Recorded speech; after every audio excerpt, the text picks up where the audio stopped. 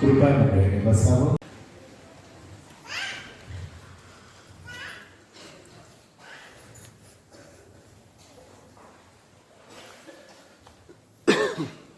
आजच्या मननासाठी असलेला पत्राचा भाग आपण ऐकूया. इब्री लोकासपत्र याच्या पहिल्या अध्यायामध्ये पत्राचा भाग लिहिलेला आहे आणि त्याच्या पहिल्या वचनापासून पत्रास प्रारंभ होतो.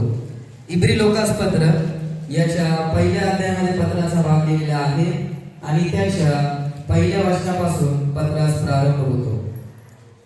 देव प्राचीन काळी अंशांनी व प्रकारांनी संदेशांच्या द्वारे आपल्या पूर्वजांशी बोलला. तो या काळाच्या शेवटी पुत्राच्या द्वारे आपल्याशी बोलला आहे. त्याने त्याला सर्व गोष्टींचा वारस करून ठेवले आणि त्याच्याद्वारे त्याने विश्व निर्माण केले.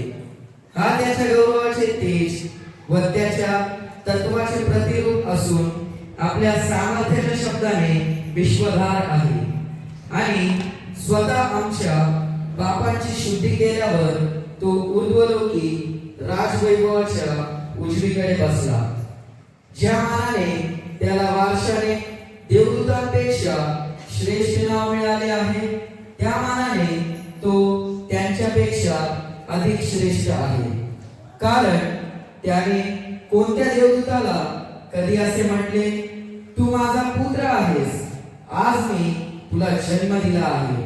आणि पुन्हा मी त्याला पिता असा होईल आणि तो मला पुत्र असा होईल. आणि तो पुन्हा ज्येष्ठ पुत्राला जगात आणतो तेव्हा तो म्हणतो, देवाचे सर्व दूत त्याला नमन करो. या ठिकाणी पत्राची समाप्ती होते. यावेळेस आपण एक गीत ऐकलं.